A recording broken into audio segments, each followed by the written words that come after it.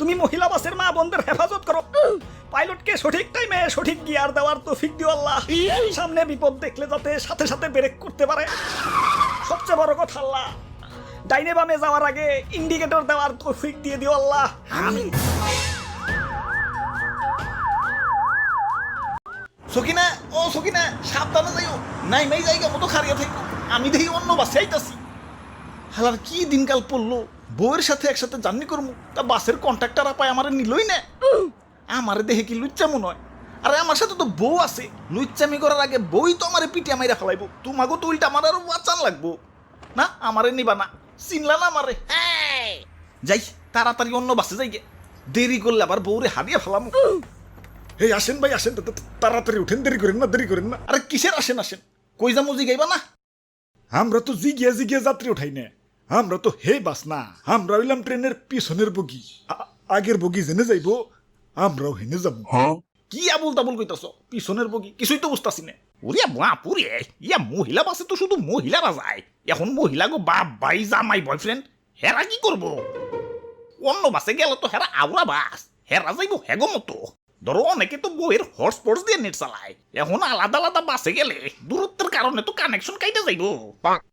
তাই আমরা একটা নতুন সার্ভিস চালু করছি, ইয়া মহিলা বাসের পিছু সার্ভিস। আমরা এক্স্যাক্টলি মহিলা বাসের পিছন পিছন যাই, যাতে তোমার পুকি সবসময় তোমার চোখের সামনে থাকে আর ওয়াইফাই কানেকশনও না কাটে। আইডিয়াটা সুন্দর না কন? হা হা, চালু চালু, ওয়াইফাই এর কানেকশন কেটে গেল।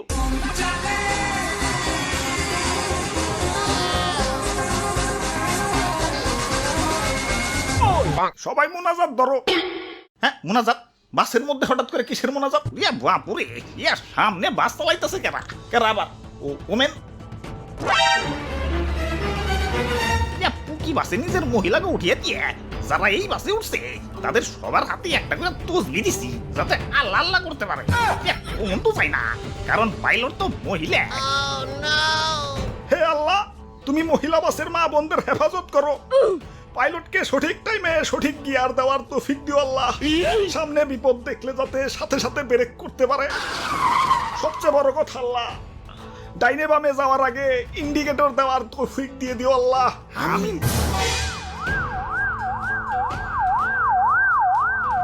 আরে আরে অ্যাম্বুলেন্স, কোনো দুর্ঘটনা ঘটছে নাকি? বাস তো দেখা যায় ঠিকই আছে। ইয়া বাপুরে, আমরা যেমন পুকি বাসের পিছন পিছন যাই, এই অ্যাম্বুলেন্সও পুকি বাসের পিছন পিছন যায়। কখন কোন পথচারীদের লাগিয়ে দেয়, তাই অ্যাম্বুলেন্স সাথেই থাকে। কারণ কখন তো যায় না, পাইলট তো মহিলা। কাম সার ছেড়ে এমনি বাড়ির মহিলা নিয়ে টেনশনে থাকা লাগে, একা একা চলাফেরা করলে না জানি কি হয়ে যায়। এখন এমন বাস চালু হয়েছে, টেনশন তো ডাবল হয়ে গেল। হবাই কখন তো যায় না, পাইলট তো মহিলা। ওই তোমার তো ডাবল হইছে, আমার তো 8 গুণ হইছে। 8 গুণ কেন? তোমার তো এক বউতে টেনশন ডাবল, আমার তো 4 বউ ওই বাসের মধ্যে। টেনশন 4 দুগুণে কত? তবে একদিকে ভালো হয়েছে, পথচারীরা একটু সব বইছে। আগে তো জেনে হেন থেকে রাস্তা পার হইতো, ওভার ব্রিজে ওঠা তো দূরের কথা, জেব্রা ক্রসিং এ মানতো না। এখন রাস্তায় পুকি বাস নামছে আর সব সোজা, যত্রতত্র রাস্তা পারাপার তো দূরের কথা।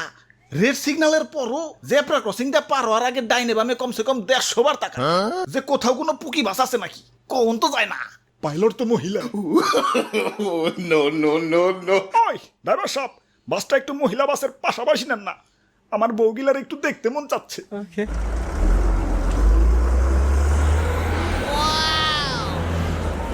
আরে বাসে ওটা কি চলবার লাগছে?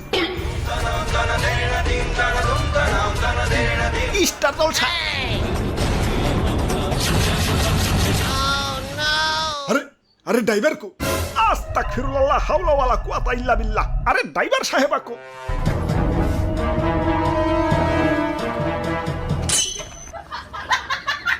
আরে ডিস্টার্ব করো না, দেখো না আমার পছন্দের সিরিয়াল চালু হয়েছে।